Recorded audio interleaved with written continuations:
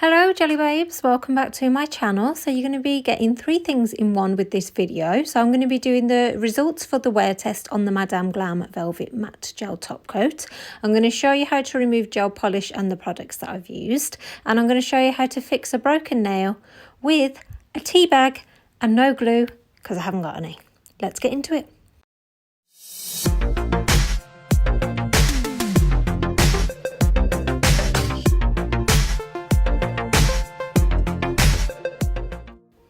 So first up, I'm going to show you the wear test results. So I applied these to some of my nails. So I thought I would do a little wear test, see how long it lasted on my nails before I started getting any chips. So on this hand, on both hands, I just did where there is the pink polish and my thumbnail. That's were the only nails that had the matte gel, the gel top coat on it. And I've got to say, majority of it was really good. You can see actually on the ones here, I was starting to get some chipping, but I mean, I didn't use the velvet matte top coat on that one. I finished off with a glossy top coat, but the other nails, they lasted fine. On my right hand, I'm right-handed, it didn't do as well. I mean, they still lasted about, I think it was 12 days, and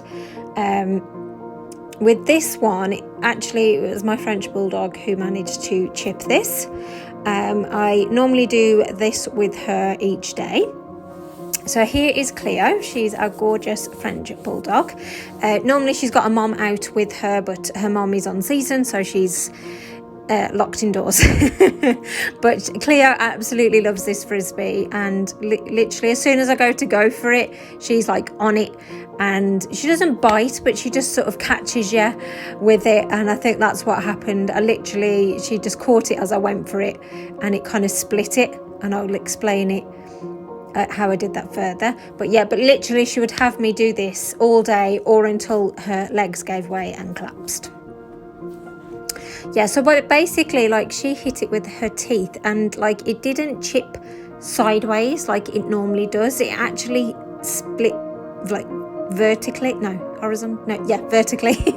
So it actually kind of split up that way, and then it kind of chipped off. So that was why it hadn't chipped up until that point. And then I peeled it off. I know, I'm so naughty jelly.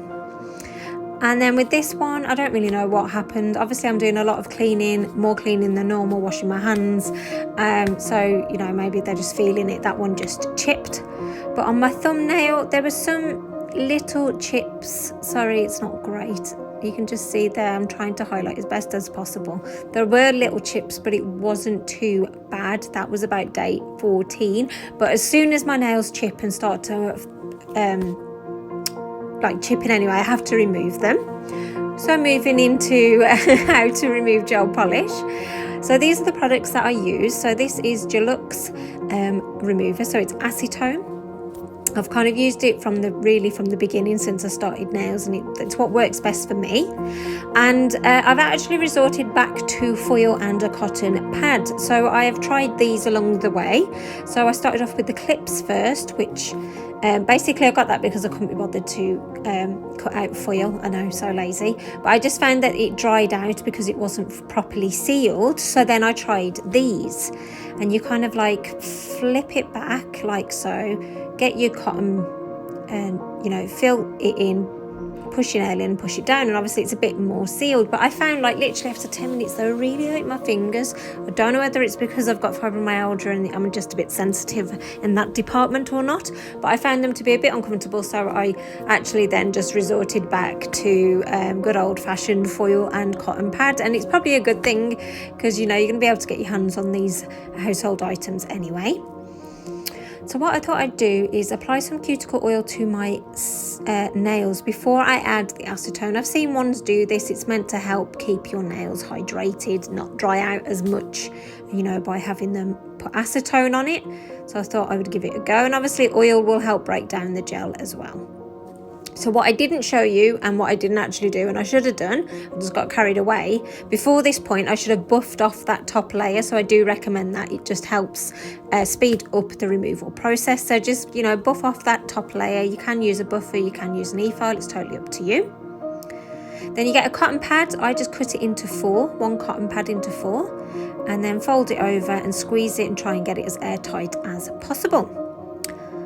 So I've gone ahead and done the other nail. So I'm going to leave this for about 10 minutes and then come back and see how much I can remove. So it doesn't look actually like that much has removed off it. It's probably because I haven't buffed it off either, but to be fair, it did come off fairly easy.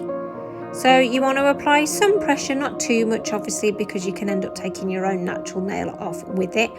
And I just try and ease it off. I am using a metal cuticle pusher. So I try and get it all off in one go. If it's just not ready to come off yet, then I will put some more acetone on and just, you know, let it soak for another 5 to 10 minutes. But with these, generally, it came off after those. I think I did it 15 minutes in the end. I lost track of time. But that's all removed off nicely, and that is the best way and probably the safest way to remove your gel polish. So don't like dig into it too much, just try and get as much off as possible. You're going to buff and, you know, file all these down afterwards anyway, but that's how I remove my gel polish. This is the terrible part to doing a gel mani. Like, I love how it will last, you know, generally about 2 weeks.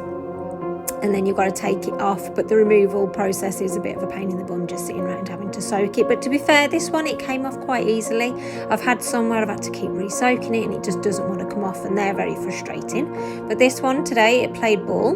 That could have been down to the cuticle oil, and I did find that initially my hands didn't look as dry by putting that cuticle oil around it, so I'll definitely be doing that in the future.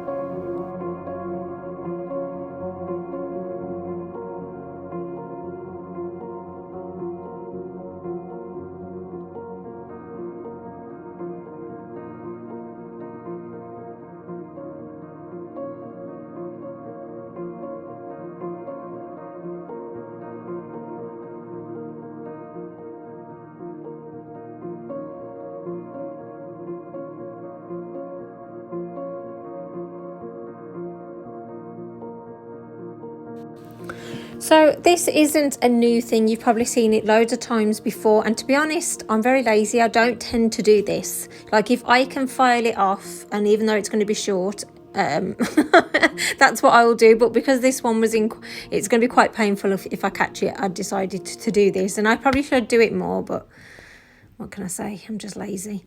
So I'm cutting it off. You don't want it, you know, filling the whole nail. You just need to fill that sort of break, and what's going to help with placing it is getting some tweezers. So I did try and do it like 2 layers, but it wasn't working. Like, I think if I got glue, I could have put 2 layers on, because it would just automatically stick and lie flat. So you just want to make sure that it's not going to be sticking out. You know, cut it down as much as possible and round off the edges. That's what I am doing here. So you can see I really don't use a lot of the Teabag, but this is a great way to kind of grow your nail out, grow that break out. So I'm going to apply some KIKI London Primer Gel, and by the way, I have cleansed this with some isopropyl alcohol and a lint-free wipe beforehand, and pushed the cuticles back and, you know, filed it down as much as possible. So you just put this onto the nail. It's going to provide a bit of a sticky layer, and that can just air dry. Then I'm going to be using base coat to stick this to, because like I said at the start of the video, I didn't have any glue. So I'm going to try it and see if I can do it with a base coat. So I'm applying a nice thin layer, trying to get it as neat as possible. I'm not curing it yet, because obviously I want to place this on top of that wet gel base coat, and place it there. And I don't even know what happened. I'm like, yes, that's exactly where I want it, and then it decides to move. So I'm just using the tweezers. So like I said, I took this off thinking I'll be able to put it back on afterwards, and then I was kind of like letting the base coat kind of like soak up the Teabag soak up that base coat. So yeah, so I just sort of patted it down, and then I removed any of the base coat that had kind of like slid down the side of walls. You're not going to want to be doing that. And then I popped that in the lamp and cured that for 30 seconds. Then I took some isopropyl alcohol and just tried to remove that tacky layer as much as possible. You can see it is sticking up, so that's not great, and normally it would lie a bit flatter if you had used glue. So I'm just going to get a file and file this down until it's nice and flat. It will take a bit of time. You know, don't do it furiously because you don't want to damage your natural nail. Just kind of try and work on the area where the tea bag is, and you will get it flat.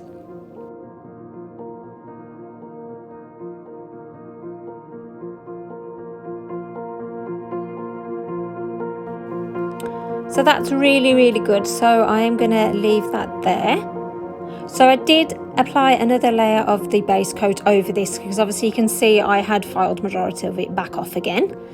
So I'd cured that base coat, and then I'm coming in with KIKI London's Clear Builder Gel. It's obviously, you can actually build a nail out of this, like if you use the, I can't remember what they're called now. But you know, the things where I can't remember. I have done a video on it, I'll leave a link to it. It's completely gone. But this is going to be, it's quite thick, it's thicker than a normal gel top coat, and it's just going to mean that I'm going to be able to cover this properly. It's going to give it some strength, hopefully, so that this break will just grow out and I won't have any painful breaks. So you don't want to apply it really thick because it will cause heat spikes when you put it into your lamp.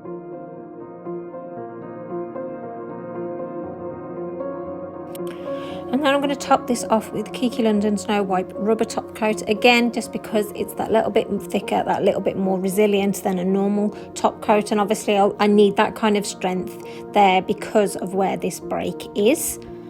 Why does it always break on the sides there and like in the most painfulest place? So I'm hoping that this works. But how good is that? You would never tell that I'd put a tea bag on that before at all. So I'm hoping that this works. And I will be putting a design over this. In fact, you will have already seen it by the time this comes out. It was the one where I got you to choose it, you know, with the glitter stamping multicolour, that one on Instagram if you follow me. That's what I put on after this. So now I always apply some cuticle oil to my nails, especially after removal. It just helps rehydrate and strengthen the nails. So this is my go-to with the KIKI London one.